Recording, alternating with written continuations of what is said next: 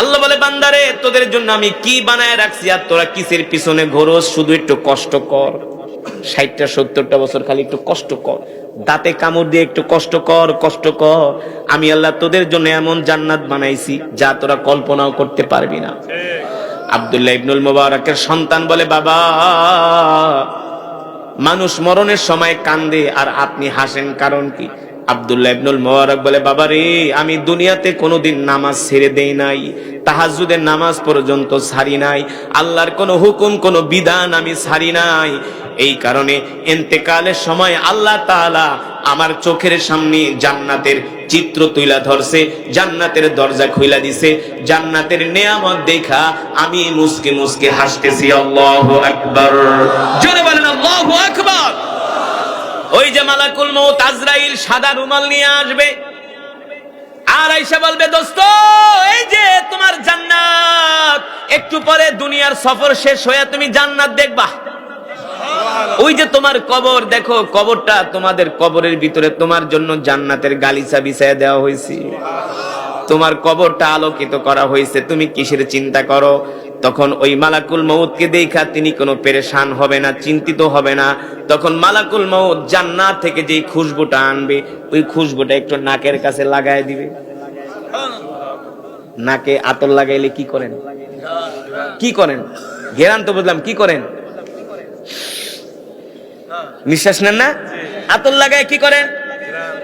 ঘেরানের প্রচন্ডতায় এত আকর্ষণীয় ঘেরান, আতর লাগানোর সাথে সাথে একটা টান মারেন, চোখ বন্ধ হয়ে যায়। কথা কন, বন্ধ হয় কি হয় না? আরে আমি হাদিসের কথা বানায় তো বলি না। জান্নাতের খুশবুর এমন ঘেরান পাওয়ার সাথে সাথে একটা টান মারবে, এক টান মারার সাথে সাথে ঘুমায়া যাবে।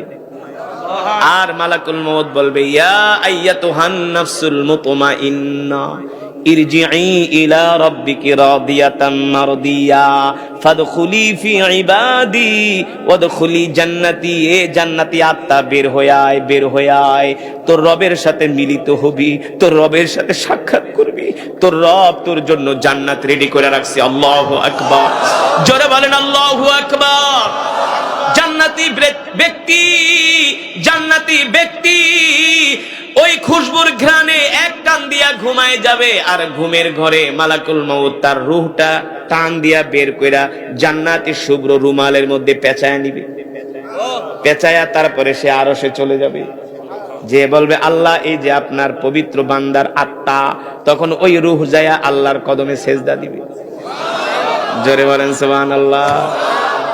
আর যারা দুনিয়াতে নামাজ পড়ে নাই, রোজা করে নাই, দিন মানে নাই, আল্লাহর কোরআন মানে নাই, ধর্ম নিয়ে ব্যবসা করছি, বলে মদিনার ইসলাম কায়েম করব, কিন্তু 3.5 হাত বডির ভিতরে ইসলাম নাই। যারা শুধু বলে মদিনার ইসলাম কায়েম করব, ইসলামের দোহাই দিয়া ক্ষমতায় যায়, ইসলাম মানে না, দিন মানে না, মুসলমান হইয়া নামাজ পড়ে না, কোরআন পড়ে না। কথা কন, কথা কন। ওদেরকে কবরে শোয়ানোর পরে মুনকার নাকির ফেরেশতা কইব, জীবনও তো নামাজ পড়স নাই, তুই শ্মশানে না যায় কবরে আইছস কে? জীবনে তো নামাজ পড়স নাই, তুই তো যাবি শ্মশানে। এমন মুসলমান আছে কি? আছে না? জীবনেও কোনোদিন পশ্চিমিন ফিরে একটু পাসারও খায় না, উষ্টা খায় পড়েও না, শুক্রবারে জুমার নামাজও পড়ে না, জুমার বয়ান হয় আর হে ঘরের বারান্দায় বয়া বিড়ি টানে। আপনার এলাকায় নাই? আরে নাই, আছে, কপাল পোড়া। এটা কি? এটা মরার পরে ফেরেশতারা কইব, তুই তো যাবি মন্দিরে, তুই যাবি শ্মশানে, কবরে আইছস কে? দিব থাপ্পড়। আল্লাহ রাসূল বলছে যে নামাজ পড়ে না ইসলামে তার কোনো অংশ নাই।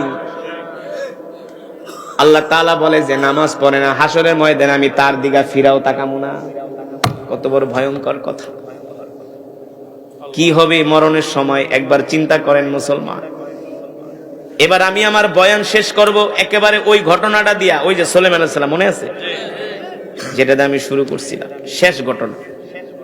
পয়গম্বর সুলাইমান আলাইহিস সালামের উম্মত, তার সামনে মালাকুল মউত আসছে, তাকাইছে, মালাকুল মউতের চোখ দিয়া ভয় পেয়ে গেছে, এত বড় বড় চোখ। ওই যে মালাকুল মউত মৃত্যুর 40 দিন আগে একবার করে আসে, প্রতিদিন একবার আসে আর হ্যাঁ ভয় পায়, প্রতিদিন একবার আসে আর হ্যাঁ ভয় পায়। এত ভয় পাইলে কি সহ্য করা যায় নাকি? দৌড়ায় গেছে পয়গম্বরের কাছে সুলাইমান আলাইহিস সালাম, পয়গম্বর আমারে বাঁচান, কি হইছে? প্রতিদিন মালাকুল মউত আমার সামনে এসে আমার দিকে তাকায়, তার চোখ দেখলে আমি ভয় পাই, আমার কলিজা কাঁপে, আমি খাওয়া দাওয়া করতে পারি না, টেনশন লাগে। এবার পয়গম্বর আজরাইলে ডাকছে, আজরাইল আসো। কি হইছে? তুমি আমার উম্মতের সাথে এমন ব্যবহার করো কে? তুমি নাকি বড় বড় চোখ করে আমার উম্মতের দিকে তাকাও?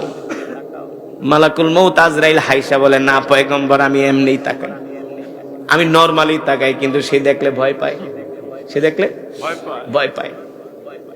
এবার পয়গম্বর বলে, শোনো, মালাকুল মউত তো তোমার দিকে বড় বড় চোখ করে তাকায় না, নরমালি তাকায়, তুমি ভয় পাও কেন? এখন তুমি কি চাও বলো? বলে, পয়গম্বর আপনার তো ক্ষমতা আছে, আপনার কথা বাতাসেও শোনে, জিনেও শোনে। কি? আপনার কথা বাতাসেও শোনে, জিনেও শোনে। পয়গম্বর একটা কাজ করেন, আপনি আমাকে এই জেরুজালেম থেকে একেবারে হিন্দুস্তানে পাঠায় দেন, যাতে ওইখানে মালাকুল মউত আজরাইল যাইতে না পারে। না গেলে তো আমি ভয়ও পাবো না। পয়গম্বর হাইসা গায়, তাহলে কি তুমি খুশি? কাহা আপনি আমার হিন্দুস্তানে পাঠায় দেন। তার মানে জেরুজালেম থেকে হিন্দুস্তান হলো হাজার হাজার কিলোমিটার, বুঝেন না? পয়গম্বর সুলাইমান আলাইহিস সালাম কিন্তু ছিল বর্তমান জেরুজালেম, ফিলিস্তিন, মসজিদুল আকসা, ওটাই তার রাজত্বকাল ছিল, সিরিয়া শাম নিয়া। পয়গম্বর জিনদেরকে নির্দেশ দিলে, এই দুইটা জিন এদিকে আসো, ওরে নিয়ে হিন্দুস্তানে ফালাই দিয়ে আসো। দুই জিন আইসা তার দুই হাতের কবজি ধরা উড়াইয়া তাকে জেরুজালেম থেকে হিন্দুস্তানের জমিনে এনে রেখে গেছে। ঠিক আছে থাকো, জিন গেছে গা। সে তো এক বাগানের মধ্যে বসে বসে ইবাদত করে, ফল খায়, আরামে ঘুমায়। হঠাৎ করে দেখে মালাকুল মউত আবার তার চোখের সামনে এসে হাজির হয়ে গেছে। সুবহানাল্লাহ। এবার ওই লোক বলে, আজরাইল আপনার ভয়ে তো আমার পয়গম্বর সেই জেরুজালেম থেকে হিন্দুস্তানে আইনা ফালাইলো, আপনি আবার এখানে আসছেন। শোনো শোনো, আমি মালাকুল মউত আজরাইল, তোমার কাছে আমি 40 দিনে একবার আসতাম, তুমি 39 দিন পার করে আসছো, আজকে হলো 40 দিন, তার মানে আজকে তোমার মৃত্যুর সময় হয়ে গেছে। তাই মৃত্যুর সময় যদি আমার হয়, তাইলে আপনি আমাকে জেরুজালেমে কেন মৃত্যু আমার জান কবজ করলেন না? ওইখানে তো আমার মা বাপ আত্মীয় স্বজন সব আছে, আমার বাড়ি ঘর, ওইখানে আমার মৃত্যুটা দিতেন। মালাকুল মউত কয়, না না না, ওমা তাদেরই বিআই আরদিন তামুত, মানুষ জানে না কোন জমিনে তার মৃত্যু হবে, ঠিক কিনা বলেন? আল্লাহ তাআলা তার জন্ম দিছে জেরুজালেমে, কিন্তু মৃত্যু রেখা লাগছে হিন্দুস্তানে। কথা কথা এমন মানুষ আছে বিমানে মৃত্যু হয়, হয় না? বিমানে চলতেছে 30,000 40,000 ফিট উঁচুতে, তার মৃত্যু হয়। গাড়িতে মৃত্যু হয়, সৌদি আরবে যায় মৃত্যু হয়, আমেরিকায় যায় মৃত্যু হয়, বিদেশে যায় মৃত্যু হয়। মেয়ের বাড়িতে বেড়াইতে যাবে, বাড়ি থেকে বের হয়েছে 2 দিনের জন্য, বাড়ি থেকে বের হয়েছে, বলে যাইতেছি 2 দিন পরে আবার আমি আসব, কিন্তু বাড়ি থেকে বের হয় এই ব্যক্তি আর কোনোদিন বাড়িতে ফিরে আসে না, ঠিক কিনা বলেন? তার মেয়ের বাড়িতে যায় মৃত্যু হয়। মালাকুল মউত আজরাইল বলে, শোনো, তুমি যখন জেরুজালেমে ছিলা ওই সময় তোমার মৃত্যুর সময় হয় নাই, আর আল্লাহ মৃত্যুর জায়গাটা তোমার জন্য জেরুজালেমে নির্ধারণ করে নাই, আল্লাহ তাআলা তোমার জন্য মৃত্যুর জায়গা নির্ধারণ করছে এই হিন্দুস্তানের মাটিতে। আল্লাহু আকবার। এইখানেই তোমার মৃত্যু হবে, এইখানেই তোমার। ইদা জা আজালুহুম লা ইস্তাখিরুনা সাআতান ওয়া লা ইস্তাকদিমুন। আল্লাহ রাব্বুল আলামিন বলেন, নবী দুনিয়ার মানুষদেরকে বলে দেন, আমি আল্লাহ প্রত্যেকটা মানুষের হায়াতের জিন্দেগি দিয়া দুনিয়াতে পাঠাইছি, নির্ধারিত সময় দিয়া দুনিয়াতে পাঠাইছি।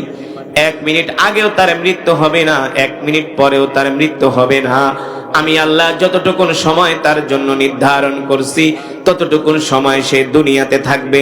যতটুকুন রিজিক আমি আল্লাহ তার জন্য নির্ধারণ করছি, ততটুকুন রিজিক সে খাবে। একটা ভাত অবশিষ্ট থাকা পর্যন্ত তার মৃত্যু হবে না। মানুষ যখন মারা যায় আত্মীয় স্বজন কান্দে, কান্দে না, কান্নাকাটি করে, তখন ফেরেশতারা আয়েশা বলে, এ মানুষ কান্দো না, কান্দো না, আল্লাহ তার জন্য যতটুকু রিজিক রাখছিল তার রিজিক খাওয়া শেষ, আর তার রিজিক অবশিষ্ট নাই, সে বাঁচবে কিভাবে? রিজিক নাই তো, বরাদ্দ চা ছিল শেষ, সে কি খাবে? বরাদ্দ শেষ। আল্লাহ তাকে যতটুকু হায়াত দিয়া দুনিয়াতে পাঠাইছে, হায়াতের জিন্দিগিও শেষ। তোমরা কান্না করো না, তার জন্য কান্না করো না, তোমরা নিজেদের চিন্তা করো। সাহাবায়ে কেরাম বলে, আল্লাহ রাসূল, তাহলে আমরা ওই আজরাইলের কথা শুনি না কেন?